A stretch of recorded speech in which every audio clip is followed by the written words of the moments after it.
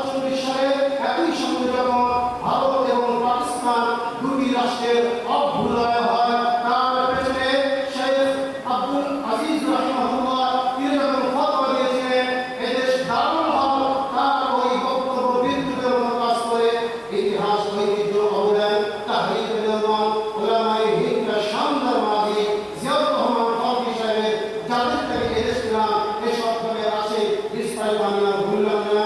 এতটুকুই বলি উলামায়ে কেরামকে কত নির্যাতন করেছে।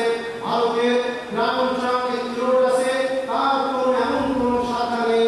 উলামায়ে কেরাম সেই হিন্দুস্তানের ভারত পাকিস্তান বাংলাদেশের আমরা কাফেরদের তাদের সেখানে লাভ ধরে মান্ডা সেই মান্ডা দিয়ে জিনজিরার মধ্যে পিঞ্জিরার খাঁচার ভিতরে লৌহশ্রী করে এমনভাবে রেখেছে শেখুল হিন্দ রহমতুল্লাহ আলাইহি যখন গোসল দেন তার ছাত্রদের কোমরে কোনো গোশত নেই। বলে কি হয়েছিল?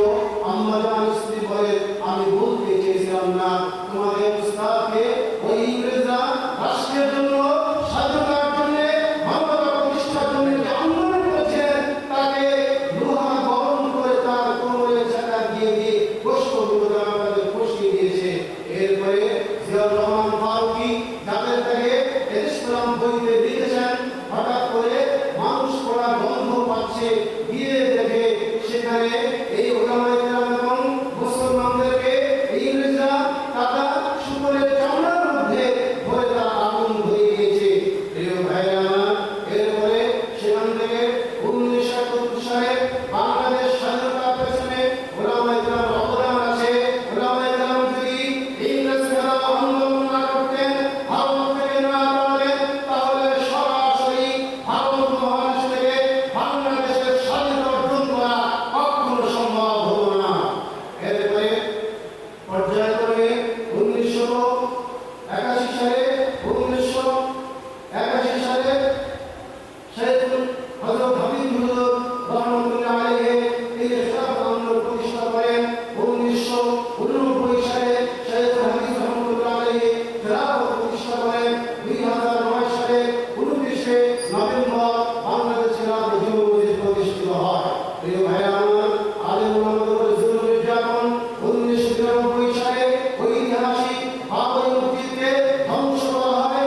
এরপরে 1993 সালে 2 থেকে 4 জানুয়ারি অযোধ্যা অভিমুখে রওনা দেওয়া হয়। ও বাংলাদেশের আমাদের ইংলিশে হাদিসের অবদান শেখুল হাদিস আল্লামা আজিজ রহমাতুল্লাহকে 1993 সালে 9 এপ্রিল তাকে গ্রেফতার করে তার উপর জুলুম নির্যাতন করা হয়। শুরু হয় জুলুমের করে এদেশে উলামায়ে কেরাম স্বাধীনতার পক্ষে, ন্যায়ের পক্ষে, মানবতার পক্ষে, ইনসাফের পক্ষে, রাজপথে সমাজ জীবনে ইসলামের সৌন্দর্যকে প্রতিষ্ঠা করার স্বপ্ন নিয়ে এগিয়ে গিয়েছে। তখন যুগে যুগে স্বৈরাচারী ফ্যাসিস্ট জালেমরা উলামায়ে কেরামের কণ্ঠকে স্তব্ধ করে দেওয়ার ষড়যন্ত্র করেই চলেছিল। তার প্রমাণ হিসেবে 2001 সালে 2 ফেব্রুয়ারি শেখুল হাদিস আল্লামা আজিজ রহমাতুল্লাহকে অ্যারেস্ট করা হয়, গ্রেফতার করা হয়।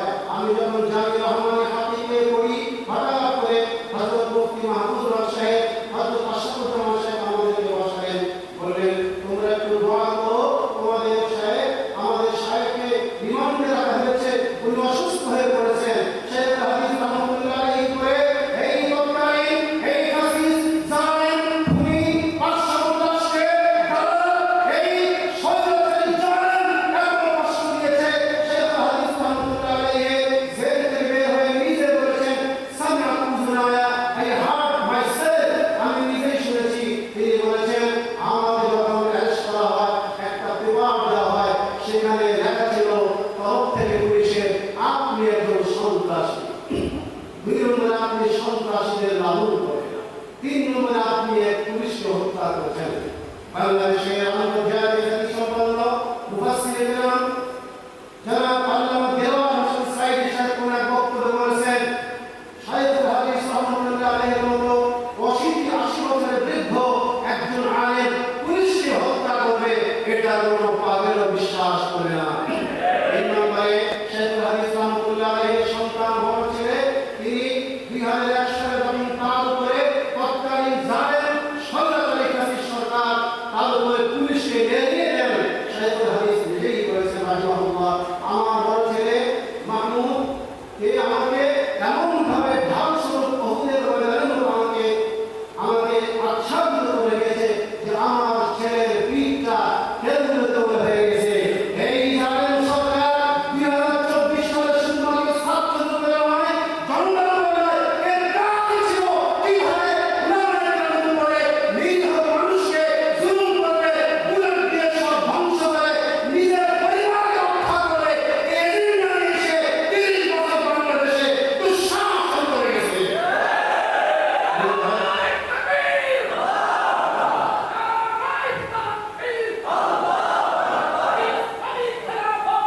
প্রিয় ভাইরা আমার 2001 সালে